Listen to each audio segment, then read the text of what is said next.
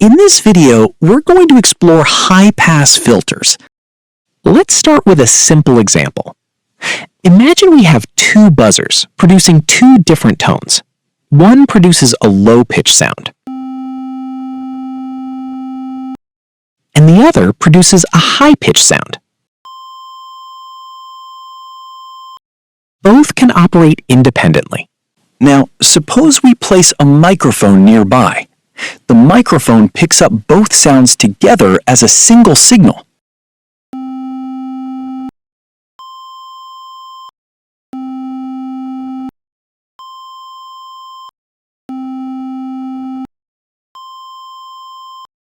So if we look at the microphone's output voltage, we see a waveform like this.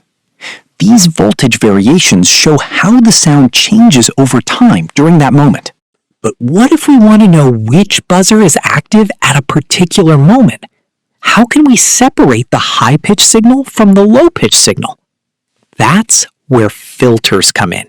Think about how a coffee filter works. It separates materials based on particle size.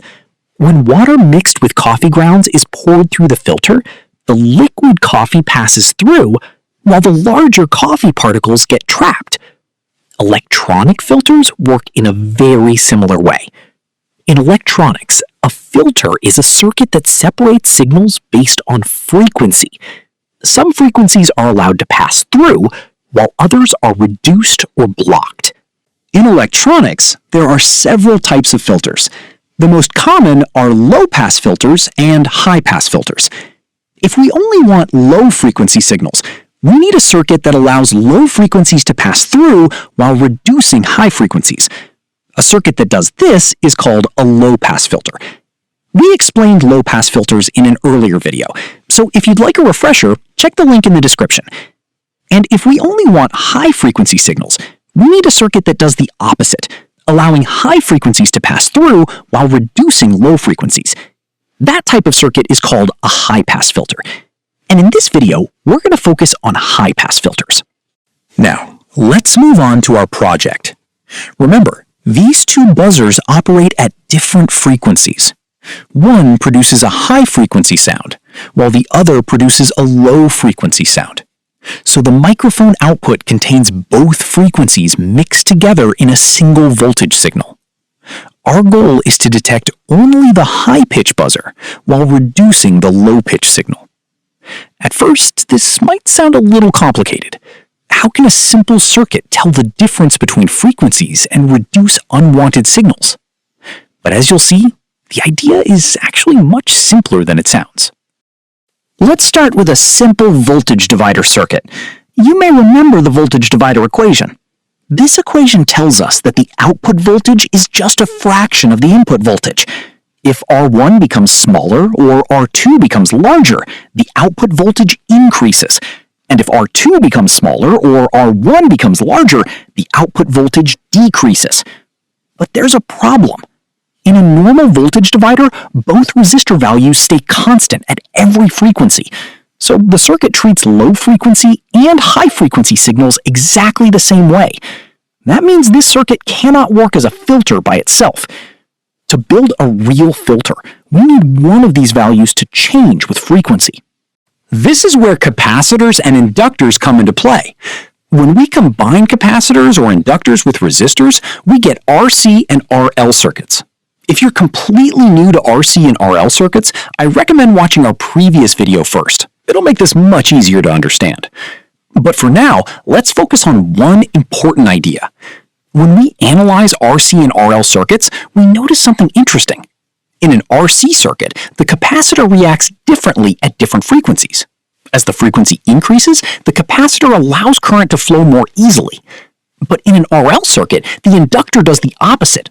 As the frequency increases, the inductor resists the current more strongly. So capacitors and inductors naturally respond differently to different frequencies. And that's exactly what makes them useful for filters. Using these components, we can build circuits that allow certain frequencies to pass through while reducing others.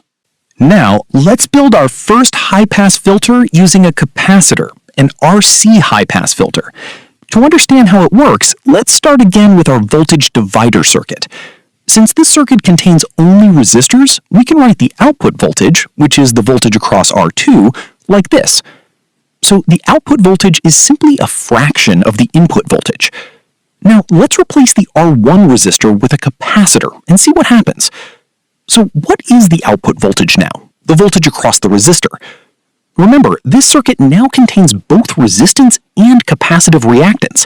So to calculate the voltage, we need to use the RC circuit version of Ohm's law, which uses reactance and impedance instead of only resistance. If you're not familiar with impedance yet, I recommend watching our previous video first. The link is in the description. In an RC circuit, if the input signal has a frequency f, we can calculate the capacitive reactance and impedance using these formulas. By combining these equations, we get an impedance that changes with frequency. Now, look closely at the first equation. As the frequency decreases, the capacitive reactance increases. In simple terms, the capacitor becomes harder for low-frequency signals to pass through. And because the reactance becomes larger, the total impedance of the circuit also increases. Now, let's substitute these values into our output voltage equation. After simplifying, we get the final equation for the RC high-pass filter. Now, let's analyze this equation. According to this relationship, as the frequency decreases, the output voltage decreases. And as the frequency increases, the output voltage increases. So low-frequency signals become weaker, while high-frequency signals pass through more easily. At very low frequencies, the capacitor behaves almost like an open circuit. So most of the input voltage appears across the capacitor, causing the output voltage to become nearly zero. But as the frequency increases, the capacitor provides an easier path for current, causing the output voltage to increase. So low-frequency signals become weaker and weaker at the output. By choosing different values for the resistor and capacitor, we can control which frequencies pass through the filter and which frequencies become attenuated. For example, let's choose R equals 10 kiloohms and C equals 33 nanofarads. Let's substitute these values into our equation. Our equation now becomes like this. Now let's see how this filter responds to different input frequencies. For a 1500 Hz signal, the output voltage is about 0.95 times the input voltage. So almost the entire high-frequency signal passes through the filter. But for a 150 Hz signal, the output drops to only about 0.3 times the input voltage. So the low-frequency signal becomes much weaker. Do you see the idea? Let's visualize it so everything becomes clearer. If both signals are mixed together at the input, the output waveform would look something like this. The 1500 Hz signal remains almost untouched, while the 150 Hz signal is greatly reduced in magnitude. So it's clear that the RL high-pass filter allows most high-frequency signals to pass through, while reducing low-frequency signals.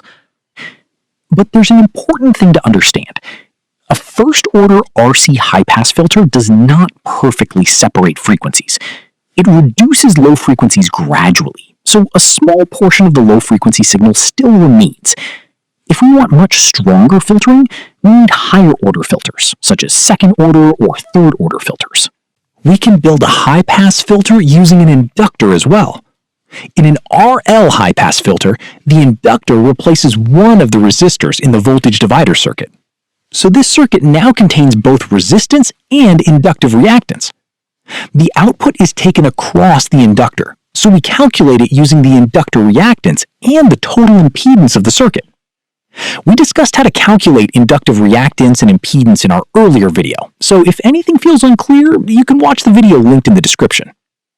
After simplifying the circuit equations, we get the output equation for the RL high-pass filter. The overall behavior is very similar to the RC filter. At very high frequencies, the inductor's reactance becomes large, so the output voltage remains almost equal to the input voltage.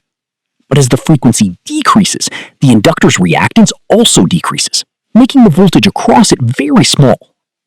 That means high-frequency signals pass through the filter with very little reduction, while low-frequency signals become attenuated. By choosing different values for the resistor and inductor, we can control which frequencies pass through the filter and which frequencies become attenuated. For example, let's choose R equals 100 ohms and L equals 33 millihenries. Let's substitute these values into our equation. Our equation now becomes like this.